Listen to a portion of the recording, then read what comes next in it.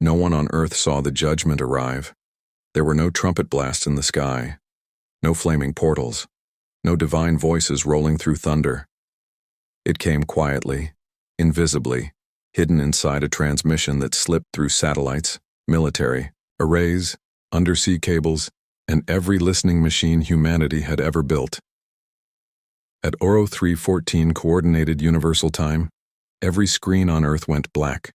Phones, watches, billboards, cockpit displays, surgical monitors, deep space telescopes. Every illuminated surface on the planet dimmed to perfect darkness for exactly 3 seconds. Then the message appeared. It was not written in any human language, yet everyone understood it. The words entered the mind before the eye could process. Them civilization review complete. Species, human. Status, failed. Disposition, termination pending. For 7 full seconds, the world forgot how to breathe. Then came the panic. Governments sealed borders that no longer mattered. Fighter jets launched toward empty skies. Religious leaders declared revelation, judgment, deception, salvation. Markets collapsed in under 4 minutes. Power grids overloaded from cascading surges of fear. Millions ran into streets.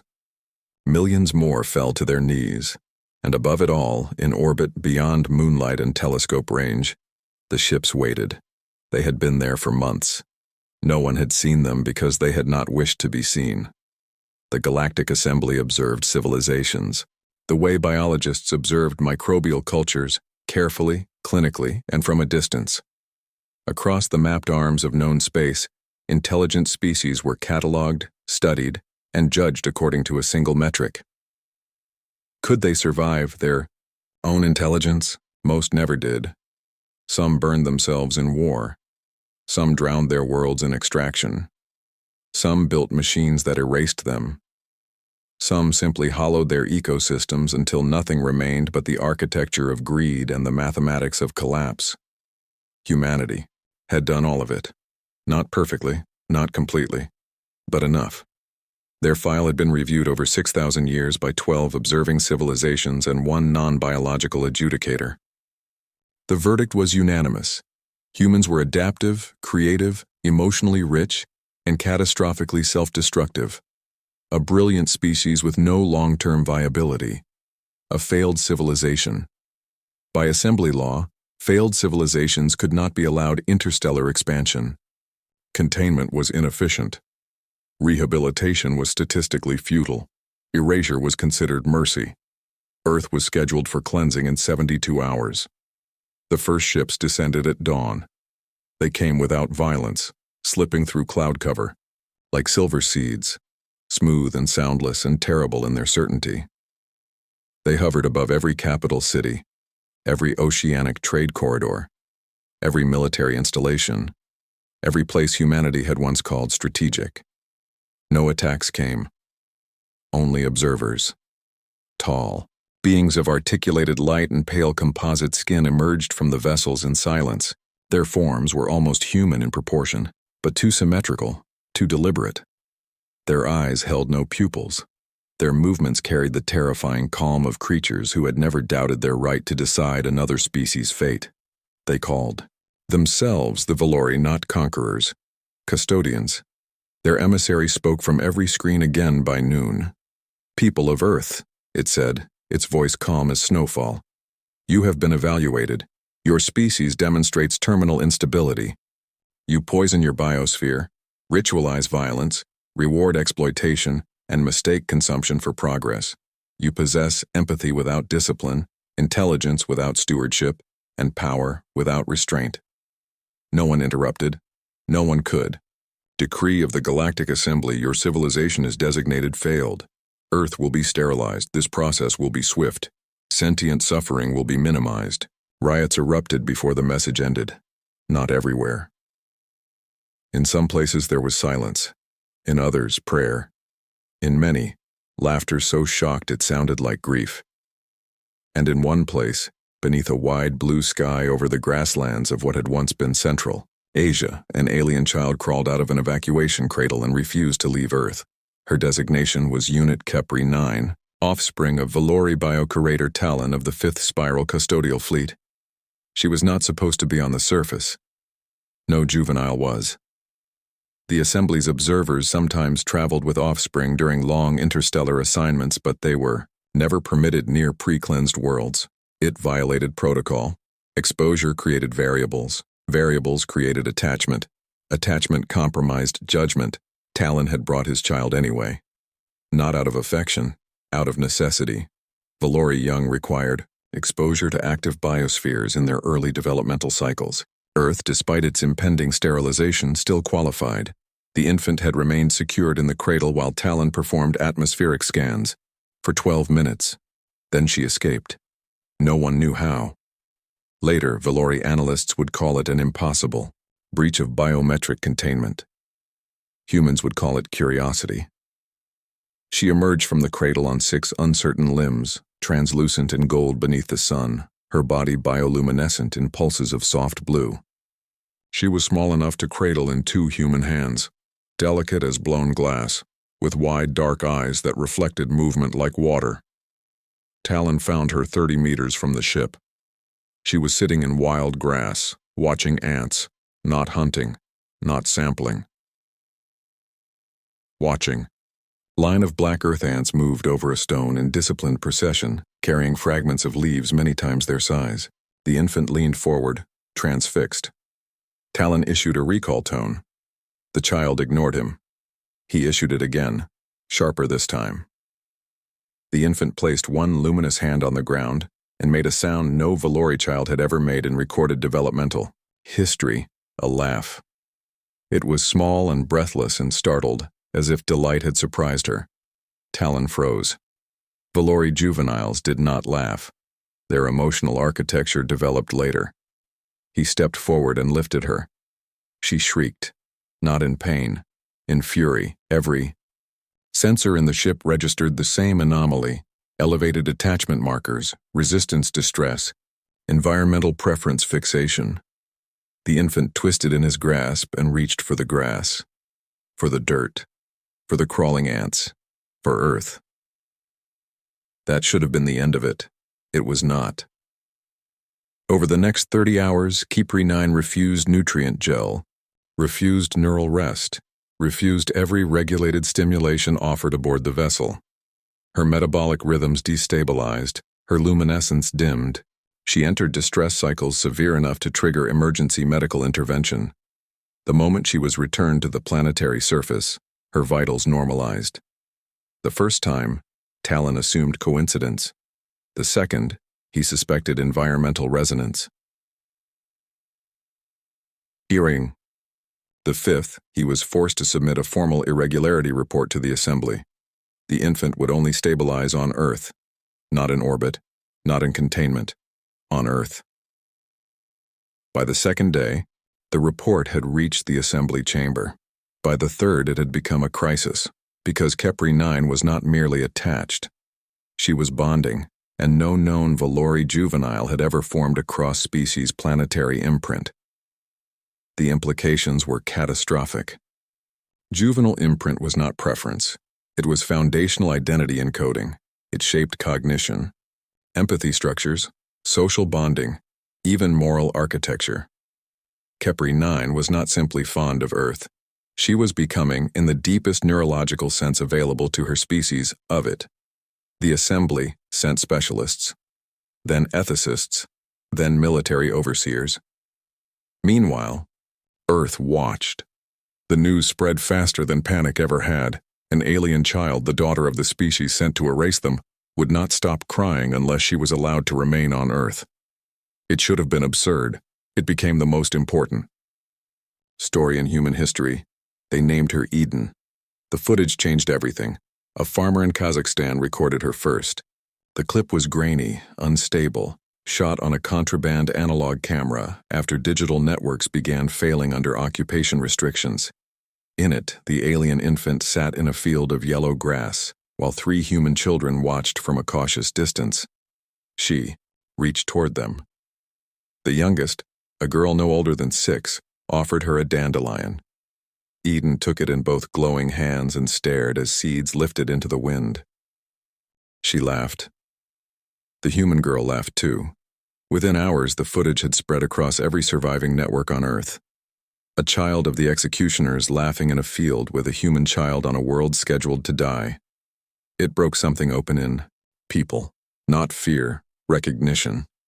Suddenly, humanity had a witness, not a judge, not an invader, a child. And children, even alien ones, were notoriously difficult to lie to. More footage followed. Eden in rain, trembling with visible delight as droplets struck her luminous skin. Eden asleep in the lap of an elderly woman in rural Mongolia. Eden pressing her tiny hand to a hospital window, while sick children pressed theirs back. Eden crying, in orbit. Eden calm on Earth. The data became impossible to dismiss. Her neural development accelerated in direct contact with human social structures. Her distress responses lowered around human vocal patterns. She showed preference for human touch over Valori handling, and most damning of all, her empathy markers spiked highest in response to human distress. The assembly called emergency review. Juvenile imprint is not evidence of species viability, argued prosecutor Mind-Cell Varric before the chamber. It is an aberration. Emotional contamination. One infant's maladaptive fixation does not invalidate 6,000 years of data. Talon stood in the center of the chamber beneath 12 suspended adjudication lenses. With respect, he said, it may. The chamber stilled. Talon continued. We judged them by survivability metrics, resource violence, ecological instability, aggression recursion, all valid, all damning. But our models measure only what a species destroys, not what it compels another species to become. A murmur moved through the chamber.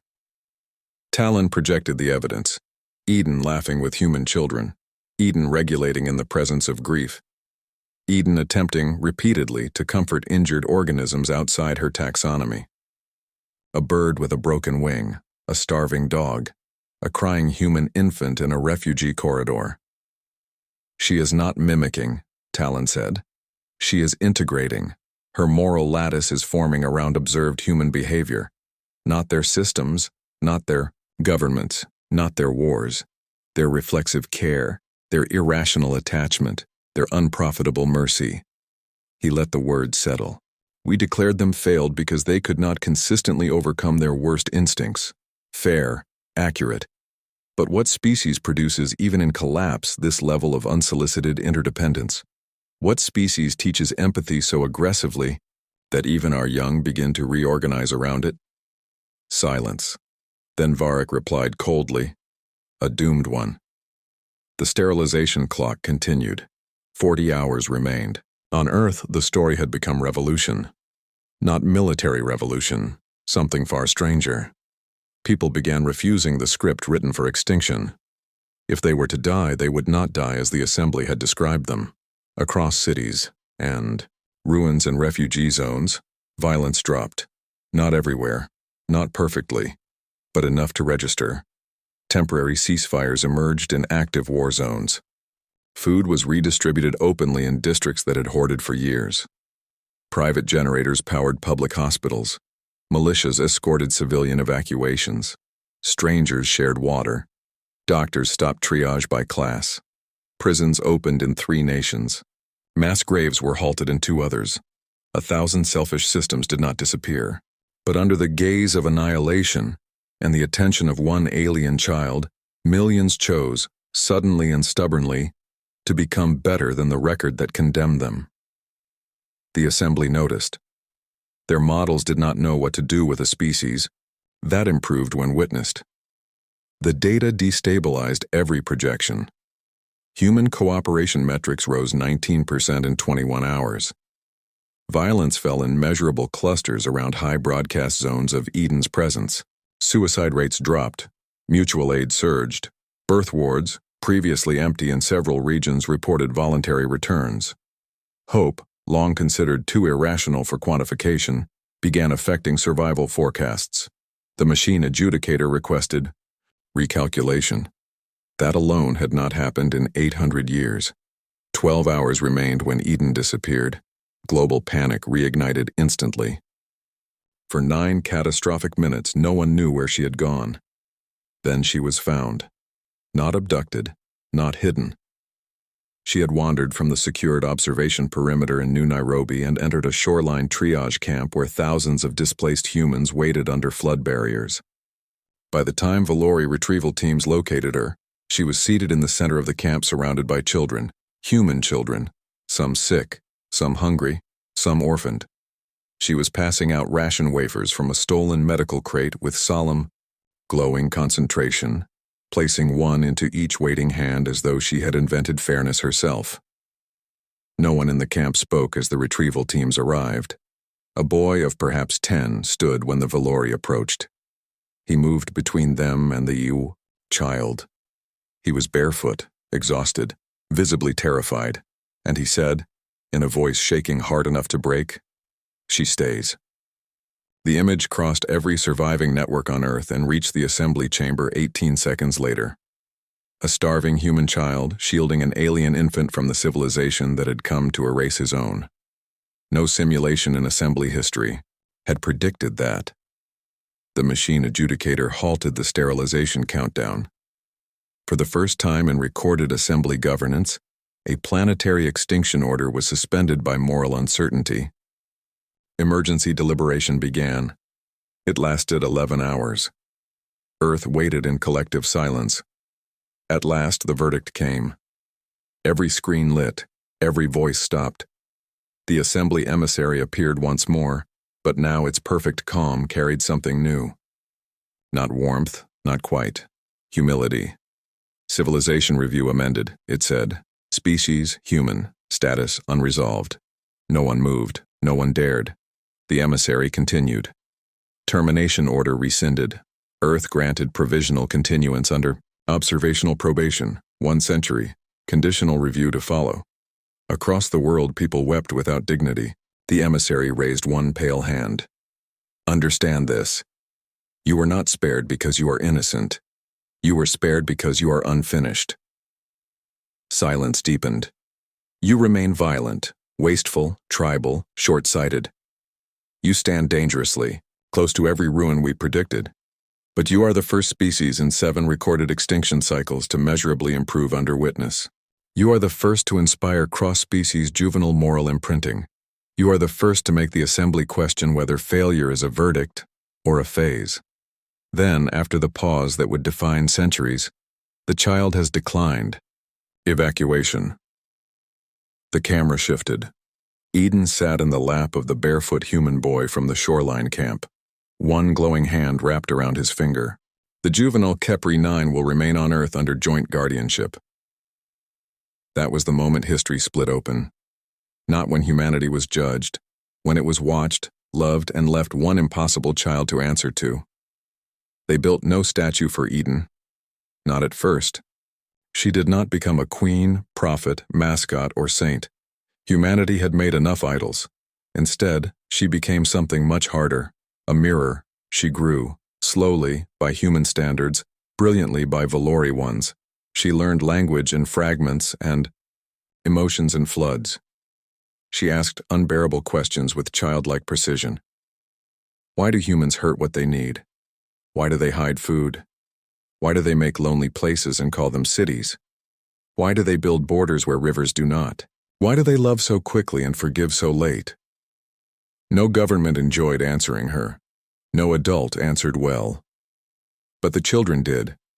And because she preferred children, much of Earth's first century of survival was shaped by generations raised. Under the steady, luminous scrutiny of someone not human enough to inherit human excuses, she became scientist, mediator, teacher, never ruler. She walked famine corridors and Senate halls with the same unnerving attention. She remembered names. She remembered promises better. When nations lied to each other, she asked them to explain the lie in front of their children. This proved devastatingly effective. When corporations defended poisoned rivers with legal language, she brought them cups of their own water and waited. This also proved effective. When war resumed, and it did, because humanity changed unevenly and never cleanly, She stood in blast zones and refugee camps and asked the same question she had asked since infancy. Was this the best your intelligence could do? It became the most feared question on Earth, and the most necessary. A century later, when the assembly returned, they did not find paradise. They found argument, messy democracies, restored reefs, failed treaties, cleaner skies, new mistakes, fewer famines, shared grids, lingering greed, fewer wars, better medicine, unfinished justice. They found humanity still human, but trying on purpose. The final review lasted 3 days. The verdict took 1 sentence. Civilization review complete. Species, human. Status, viable. No fireworks marked the moment. No choirs sang. The relief was too deep for spectacle. On the shoreline, where the barefoot boy had once stood, now old, gray, and leaning on a carved cane, Eden watched the message arrive over calm water. He laughed first. She laughed after. And somewhere beyond the atmosphere, in chambers built for certainty, elder civilizations revised the oldest law they had. No species would ever again be judged solely by the ruins it made. It would also be judged by what in its presence chose to stay.